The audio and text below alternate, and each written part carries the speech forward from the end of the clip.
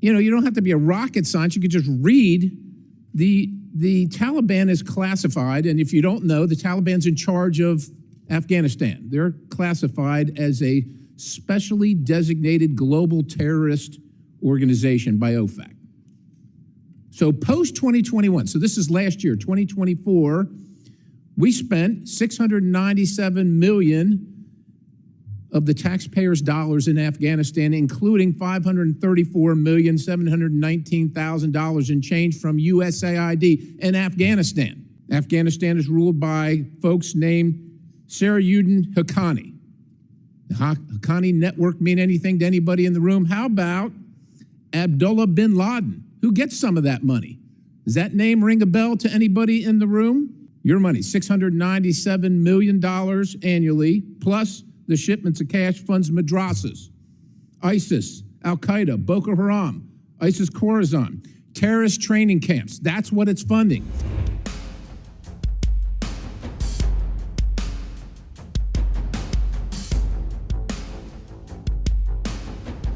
You now recognize Representative Perry.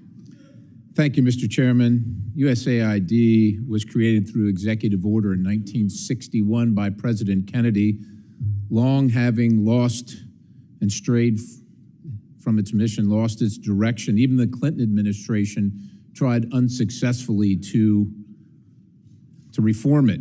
And we spend, I don't know, somewhere between $40 and $50 billion annually on this organization. And with the things that you hear, well, many of us, probably most of us in this room, agree with projecting America's power for the good of all the world around the globe. Quite honestly, if our enemies were asked to design a foreign aid program that would actively undermine the United States of America at maximum cost to the taxpayer, they would be hard-pressed to create a scheme more effective than USAID. That's shocking to say, but I just, it's, look, let's just go to a couple things here. We left Afghanistan, and I'll characterize it as left in August of 2021. August of 2021. So the Taliban's in charge. Taliban threatens the lives of the NGO personnel distributing USAID. They claim credit for USAID distribution. They interfere with the distribution of USAID aid. They tax the beneficiary of the aid. They tax the delivery service. They steal the food commodities. They divert the funds. They extort citizens for protection for USAID aid. They create sham procurement schemes, and they threaten the lives of those who oppose those schemes. Now, that all occurred before August of 2021, when we were there. Now, you don't have to be a rocket scientist. You could just read the Taliban is classified, and if you don't know, the Taliban's in charge of Afghanistan. They're classified as a specially designated global terrorist organization by OFAC.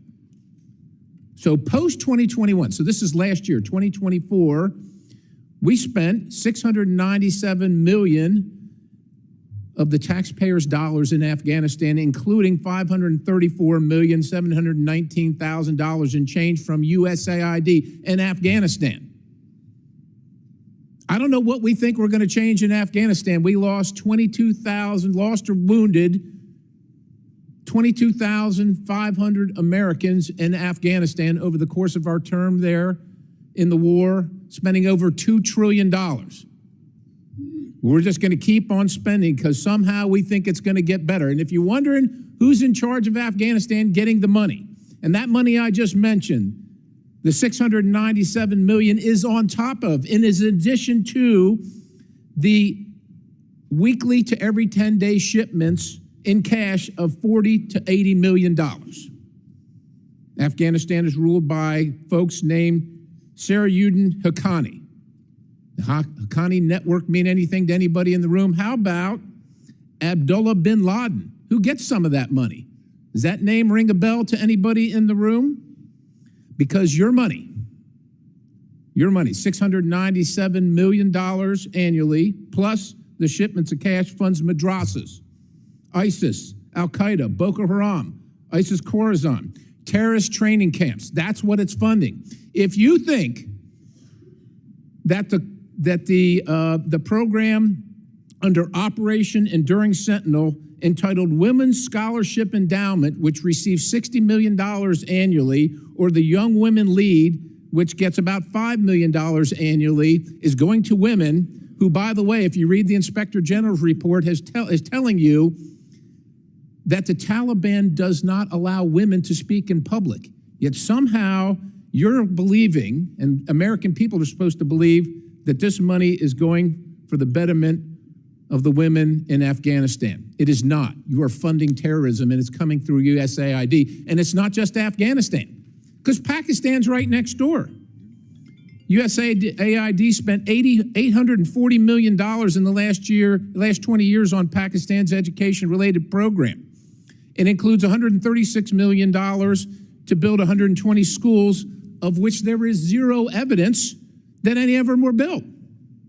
Why would there be any evidence? The Inspector General can't get in to see them. But you know what? We doubled down and spent $20 million from USAID to create educational television programs for children unable to attend the physical school.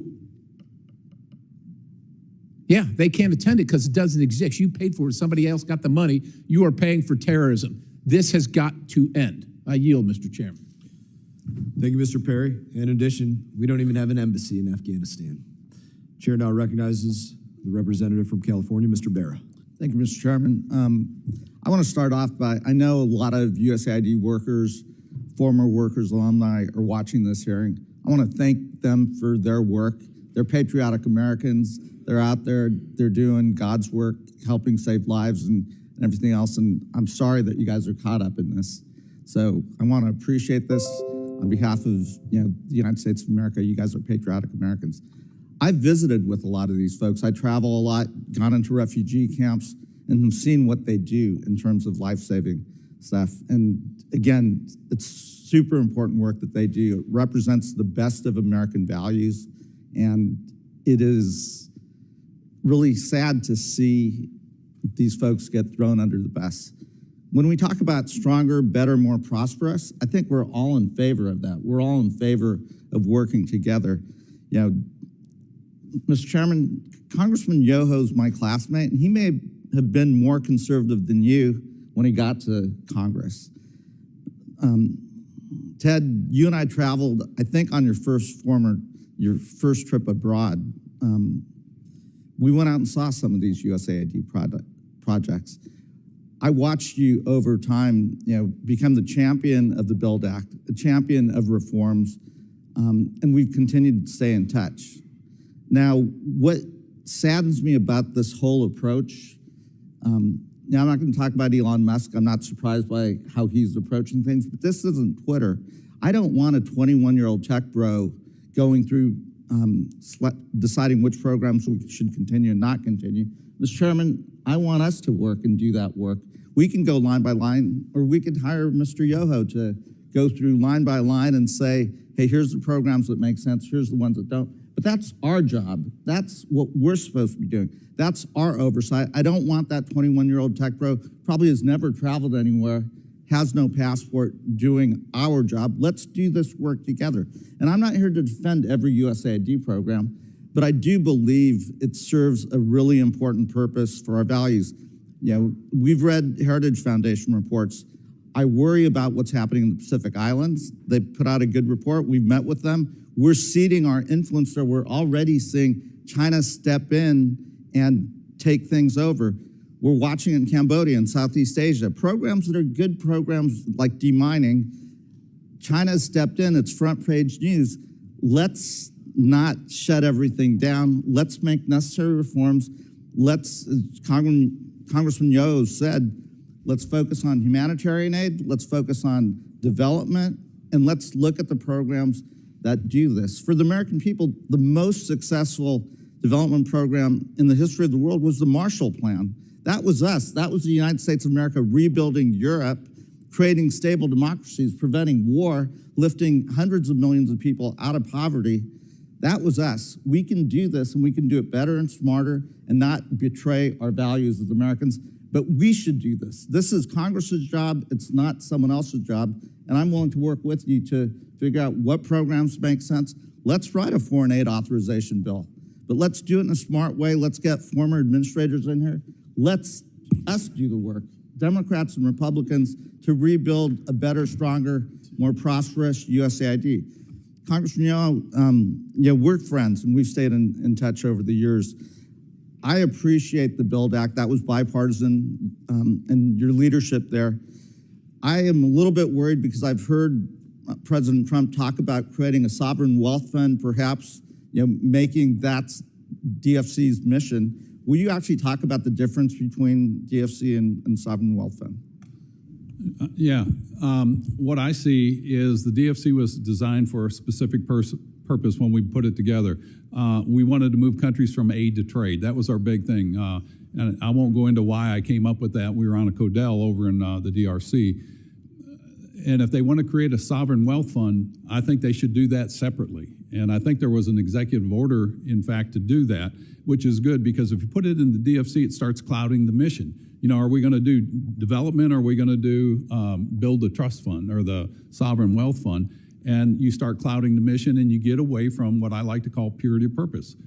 The DFC was for hardcore infrastructure projects that will bring in other investors in a region that needs those jobs and the opportunity so that we can wean them off foreign aid. Foreign aid by itself has not brought anybody into prosperity. But working together to build that infrastructure, to create that structure there, that brings in the opportunity, outside dollars, and then we create friendships and allies around the world. Great, increases thank you. trade. Mr. Chairman, I'm willing to work. Let's do the work here in Congress, in this committee, and let's build a better, stronger, more prosperous And I commend you USAID. guys for saying that. Could I just add something, if I could? Gentleman's time has expired. I do think